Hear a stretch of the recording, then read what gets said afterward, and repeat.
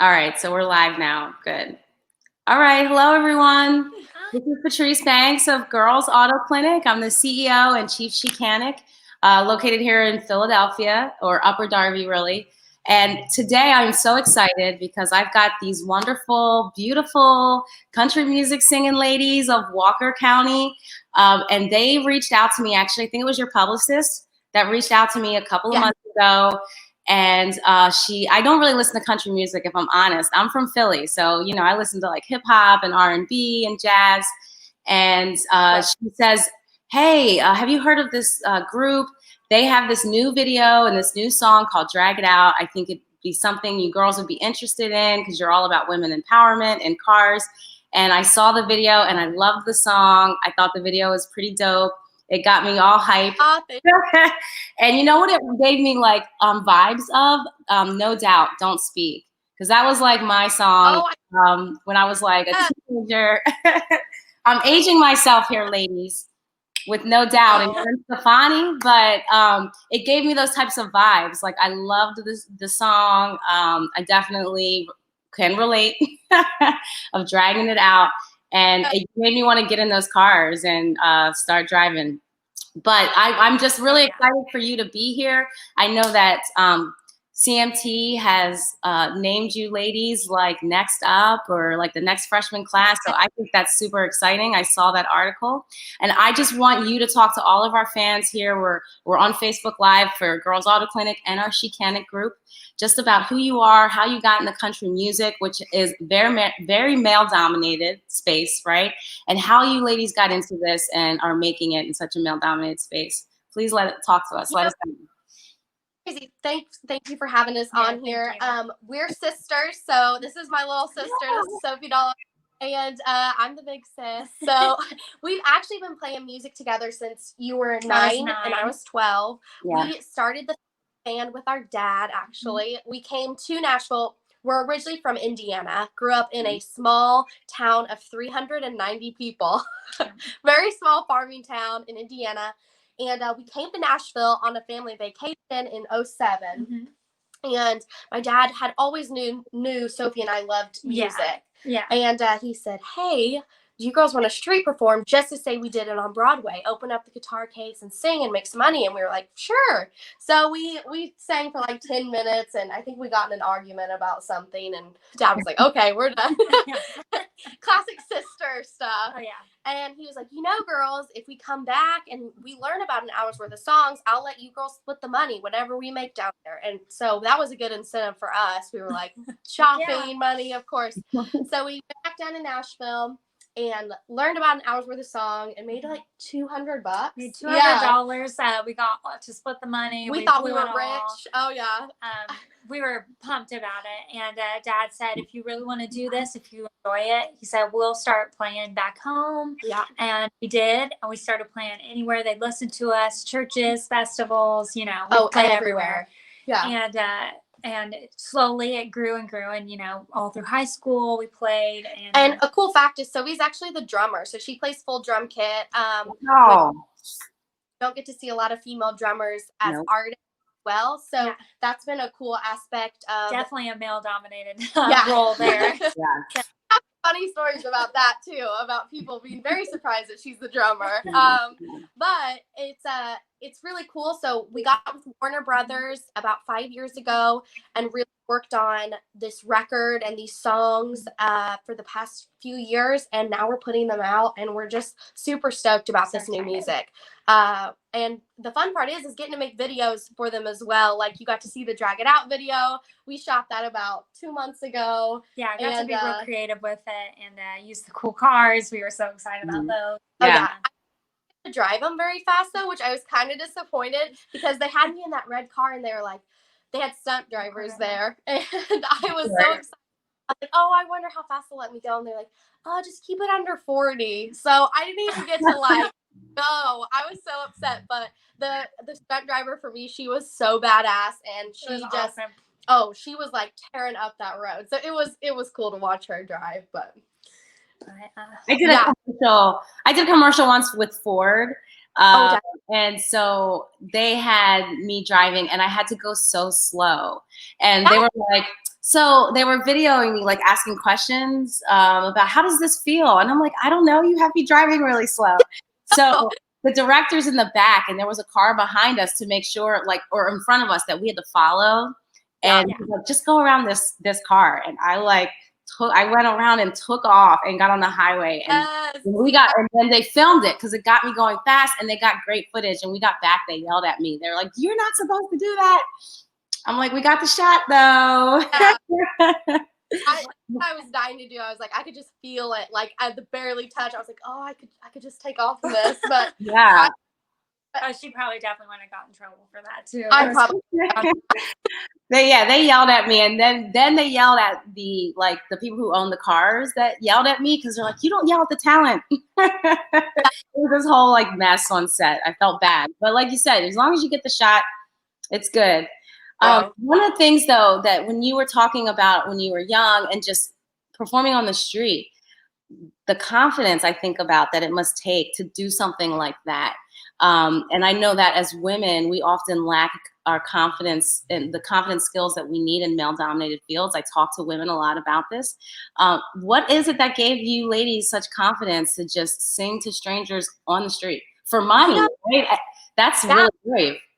I think a cool thing was our parents never like labeled us as like female singers. We were just singers. Like we just always grew up thinking like, oh, I'm just a country singer. Like not necessarily I'm a female country singer. So like our confidence I feel like was always there. We just always were like, we're meant to be here. This is what we love. This is our passion. It really was crazy because we didn't realize how big of a deal it was and how hard it was for females until we moved to Nashville. And that we realized, we felt wow, like this is like crazy because we had never been treated as like the female, oh, you're a girl. Like that was like a thing for us growing up. So back home it was, we played our music and it was music and that's how it was. So moving to town and being thrown in with like the industry and seeing how hard it is for girls, it was surprising for us because we were like, what? Like this is really an issue. And we started noticing, the guys would get the first pick, things that started to be like really noticeable and going, oh wow, like it's sad that we are labeled now as the female country singers. We're not just a country singer. Yeah. So that was an interesting lesson to learn, and we definitely have had to overcome a lot of things, but I think confidence is so important for women to have. Walking into a room and going, I am a country singer. You can label me whatever you want, but I'm meant to be here. And this is what I do. We never struggled with that. No, because we were raised. No. And I think our parents really just, informed us that, they were so kind to us and they knew that we had a talent for this and they just really encouraged it. And I think that was a big part of it. Their support was amazing. Yeah. It still is. Well, I know there's a lot of pressure being in music to look a certain way. And for me with Girls Auto Clinic, when I first came out, with the red heels, because I'm not sure if your fans know all about Girls Auto Clinic and what we do here. So we're an auto repair center that caters to women. We hire female mechanics and there's a nail salon to get your nails done while you wait for your car. But we also do a lot more than that because I wanted this company really to be about empowering women through their cars because we're the #1 customer in the automotive industry, but so many of us feel like we don't understand our vehicles, that we're taken advantage of, that we need a guy. I called myself an auto airhead. And even I'm an engineer actually, and even as an auto airhead, or even as an engineer, I was an auto airhead. So we do a lot of education around women in cars to make them feel confident about the choices they make, so they feel good about talking to a mechanic. And when I first came out, I liked to wear heels and I liked to get dressed up and put on makeup. And I was getting so much slack from people in the industry, like you're just trying to be cute with your heels and your tight pants, from men and women. Like women were really hard on me as well for my appearance and how I looked. They weren't taking me seriously. So appearance for women is such a big deal, especially in male-dominated industries. You have to look a certain way to be approved, And one thing that I get a lot of questions from young women is, how to be yourself in these male-dominated fields. And for them, I tell them it's actually an advantage to be different and to look different. And I take advantage of that. If I'm the only woman, I'm also a woman of color. So if I'm the only woman of color in the room, I think that that's an advantage for me because you stand out. Now you have to perform, but you're going to stand out and people are going to notice you. And so it's using your differences and what makes you great to your advantage and having that confidence in yourself. I can do this. Like you said, I belong here. I tell them all the time, we need you, right? You deserve to be here and you belong here in these spaces. So it's important that we're showing up as ourselves, who we're most comfortable as, with confidence, because we're also inspiring other women when you do that. When I see a woman walk into a room with confidence and she knows why she's here and what she's meant to say, I'm like, whew, I need that energy. I need that energy, right? So, well, that's really, really cool. So what other advice would you give young women, especially if they're trying to break into country music? It's very difficult to get into the platforms that you ladies have been on. I know there's millions of young girls who want to sing, who want to move to Nashville. What advice would you give them? It's all about commitment. You really have to, I've heard a while back, plan B. This is your first plan, your only plan, and it's going to work. You have to be super committed to that and be willing to, take the blows, when they happen and just get back up and keep going, because we've had so much, in the 5 or 6 years we've lived here, we've had so much happen. And, times where you could be like, I give up, but you just can't. If it's your passion and really what you want to do, you have to keep working and working hard for it. So it's the people who stick with it are the ones who end up making it, because like Sophie said, there's been so many times we're like, are we even supposed to be doing this? I could like give up, but like going, no, you are, keep going, and the good will come. I think that's a big thing for girls, is not giving up even when it becomes very, very hard. And because heck, we've had those thoughts creep into our mind many times. Be like, okay, what are we doing here? What's going on? But the commitment is very important. And to just being yourself. I think when you move to a town where the whole town is country music and there's so many artists trying to break in, I think you can be influenced by a lot and go, oh, well, that did well, so maybe I need to be more like that. Or that song's doing really well, maybe I need to write a song like that, where you have to go, okay. But it was like what you made said, us who we are. You're what got you noticed in the first place. So you got to stick with that and stay true to yourself. For sure. Well, and one of the things that you ladies talked about in the beginning when I asked about your confidence and where that came from, and you talked about your parents and the support that they gave you. So, and one of the things I talk to women about is not just the confidence. So even today I was talking to a young girl about the confidence you're supposed to bring and not being worried about what other people think, because you're going to have people say stuff no matter what. Not just what other people think, but that voice in your head, which is the loudest, which is going to make you doubt yourself the most, which is going to make you change your mind the most, how to kind of silence that voice. And a lot of that comes from like the people that you're around and the support system you have. And I tell a lot of young girls, for me, when I went back to school to learn how to be an auto mechanic, I was the only woman in class. I was 31 years old with 19-year-old boys, and I was terrified. I was scared. And I'm literally like a manager at DuPont, an engineer for 12 years, and I'm scared around 19-year-old boys. I couldn't believe it. And I didn't want to mess up. I didn't want, I'd never used a tool before in my life. I didn't want to look stupid. And I found myself really kind of making myself small, asking for help a lot, and they pushed me to the side and just kind of like step in, and I wasn't really learning. And I told myself, Patrice, what are you doing? Like, you're here on a mission. You're here to like figure this out, to help women figure this out. You're not what they call like leaning in or sitting at the table and being confident in yourself, even if you do make mistakes, even if you do mess up. Who cares what they say, right? Who cares if they're going to make fun of you? Find the people who are going to help you. And if they're not going to help you, then get out of my way. If you're not going to help me, I'm on a mission. And so that's what I had to tell myself and in my head, and kind of squash all those other voices that told me you're not good enough, you're gonna look stupid, you might not know this answer, and like really just trusting my gut. Like every time I go against my gut, I regret it for sure. Yeah. Yeah, so I definitely think it's so important to have that support system like you talked about with your parents. If it's not your parents, maybe it could be a mentor that you find, you know, a teacher or a counselor, a friend, right? Yeah. People who just really believe in what you're doing and they help you when you want to quit, because you're going to want to quit. You're going to want to give up. It is hard, you know, especially when you're doing something that you're so passionate about. That's what makes it hard, because you believe in it so much. And when it feels like it's falling apart, Just hurts. you don't know. You start to question your whole life, and you need those people around you to remind you like who you are and why you're here. So, well, that's really cool. I would love to hear. I love sharing like car stories. We have this group on Facebook called our She Canic Facebook community. I love this group.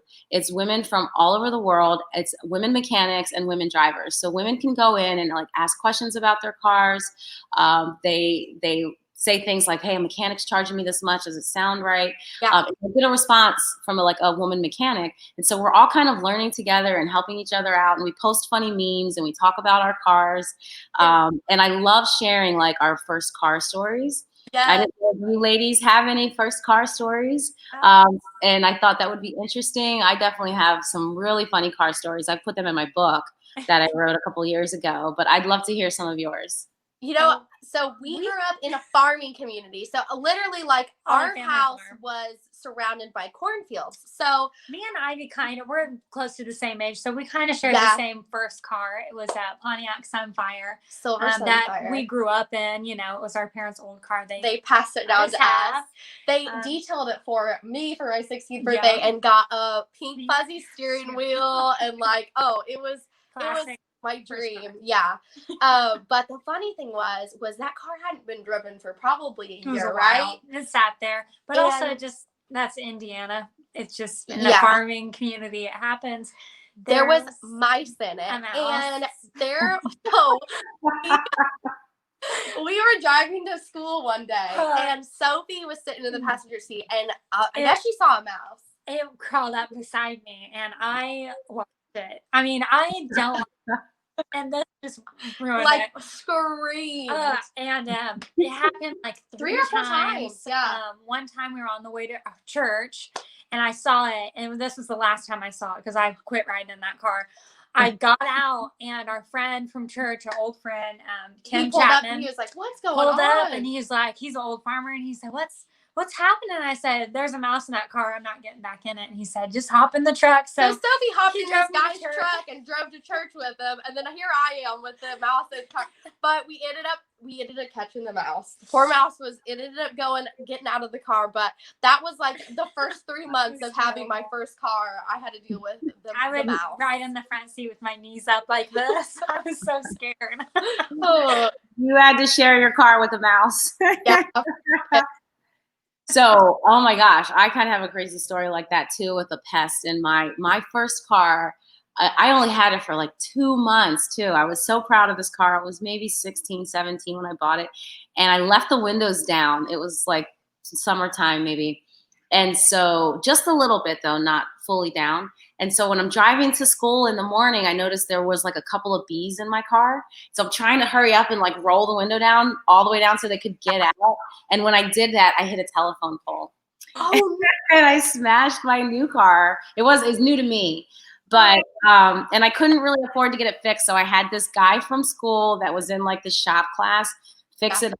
But we got parts from like a junkyard. It wasn't the same color. So I had this two-toned car now for the rest of high school because of this darn bee that I didn't want to sting me. I'm not a bee fan. So that would not either. Get out. Yeah. Oh, yeah. Yeah. And then I later let my boyfriend, my drag it out boyfriend, borrow my car, and he totaled it. Oh, never again. That was my baby too. My first car was my baby. I miss it. I still think about that car. And I let my ex-boyfriend drive it, and he didn't do well with it. They ruined everything. I'm telling you. I know. Well, and I'd love to so share with us your first. Well, you kind of talked about kind of your first concert, which was like on the street, right? Yeah. But when was your first big concert that you're like, we made it?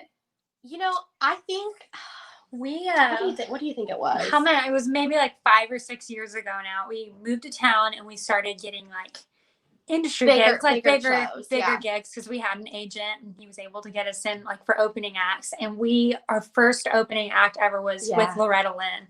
I mean, Queen of Country. We grew up on Loretta. That was like our whole childhood, and that was insane. Amazing. Yeah. We couldn't have had a better first experience. They were all so nice. She traveled with her family, and that was really inspiring. Going from playing like festivals where you got paid in barbecue sandwiches to like opening for Loretta Lynn in this big theater. It was amazing. That was a cool moment, and that was when we were like, oh wow, like. And those just kept coming in, like things like that just kept happening. We were like, this is insane. Yeah. It was pretty awesome. I think one of the coolest was probably playing in front of that crowd. We had like a crowd of 10,000 one night in Indiana, which that was insane. Just being in front of that many people and feeling that energy, like it's so different from anything we'd ever done before. So there's been a couple moments like that where it's like, well, what are we doing? I give a lot of public speeches in front of large audiences of 1,000 or more, and it's a little terrifying before I go out on stage. But I tell people because they're like, you do so well, and I don't even practice. I don't have like rehearsed speeches. I just go out and speak what's like in my heart. I mean, I kind of know what I'm going to talk about, but I'm not really rehearsed because I just feed off of the energy. I like see who's out there. And I kind of act like it's not 1,000 people. It's just a bunch of people in my living room, and I'm like having to talk, And it feels more like you said, you're getting that energy. Even though there's so many people, you feel like you're right there up next to them, and you're vibing with them, right? You're really feeling it. So now, what was your first concert you ever went to? My first concert was Boyz II Men. Oh, that's awesome.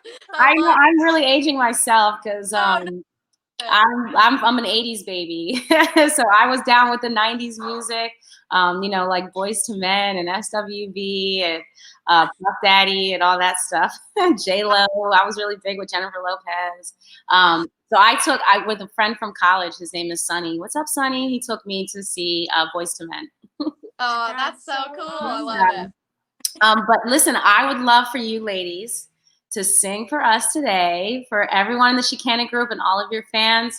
I love this song, Drag It Out. If you haven't seen the video, we've posted it on our page. Go to their YouTube channel. Follow Walker County. They're singing Drag It Out. Let's hear it, ladies.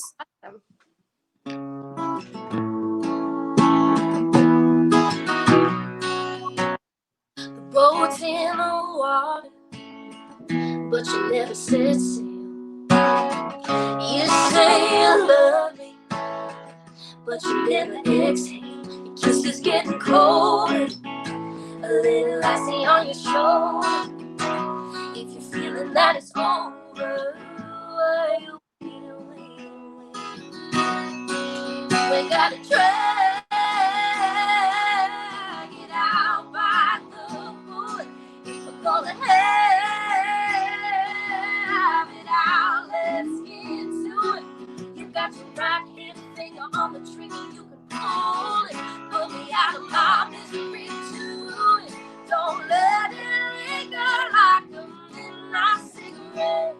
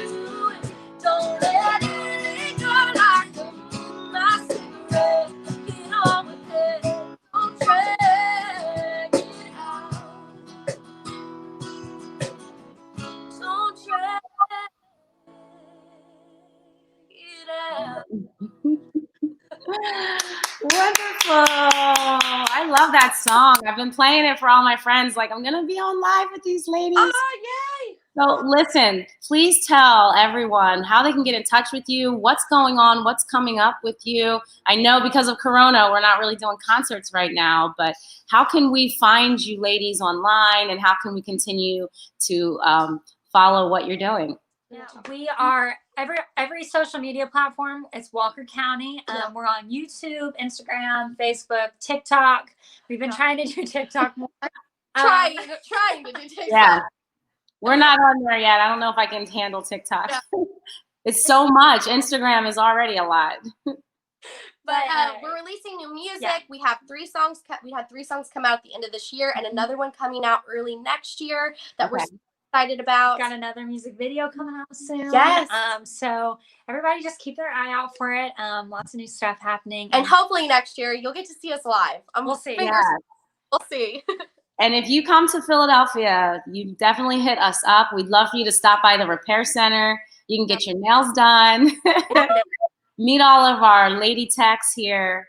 And we can just chat more. I know they'd really like to meet you. A lot of them are in music. One of my techs is, she's also a DJ and she does a little bit of drums as well. I'm sure she's not as like professional as you, but she does it like for fun. We want to thank you for having us on your page and taking your time to sit down and hang out with us for a little bit. We really appreciate it. Yeah, of course. I'm all about women's empowerment, and I love seeing young women today just really doing it, really inspiring other girls.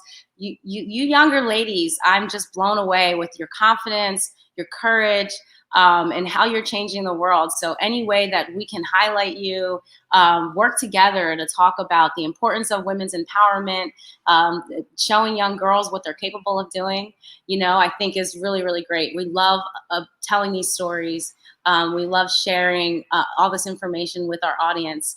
And Christmas is coming up. I wanted to let everyone say happy holidays to all of our family and friends and chicanics. Do you know I call my car savvy ladies chicanics? Whether they're learning how to work on cars or they're just feeling more car savvy, more confident with their car, I say go from an auto airhead to a chicanic. And so if you go to our website, girlsautoclinic.com, we've got a lot of chicanic gear that's great for stocking stuffers for Christmas. There's the Girls Auto Clinic Glove Box Guide, which is a really fun book that I wrote that teaches you how to talk to a mechanic and what to do with your car in an emergency and really just how to take care of your car. But it's really fun and relatable because I have topics like think of your engine like a vagina. Does your car have boogies? Right? Finding your primary care technician. Like often I say the biggest mistake women make with our cars is cheating on our mechanics because we shop hop. So just really relatable and down to earth and ways to really help you make more confident decisions with your car. So I just encourage everyone to check us out, Girls Auto Clinic. Go to our website, girlsautoclinic.com. Check out Walker County. These ladies are awesome. I love the song Drag It Out. Go to YouTube, download it on your Spotify, on your Pandora, or any music listening app that you use, Apple. Thank you again so much, ladies. You're so beautiful. That was a lovely song. I really appreciate it for coming on. Thank you so much. And we will talk soon. Good luck in the new year. Yes, you Thank too. you. We'll You see too. ya. Happy holidays. Bye. Bye-bye.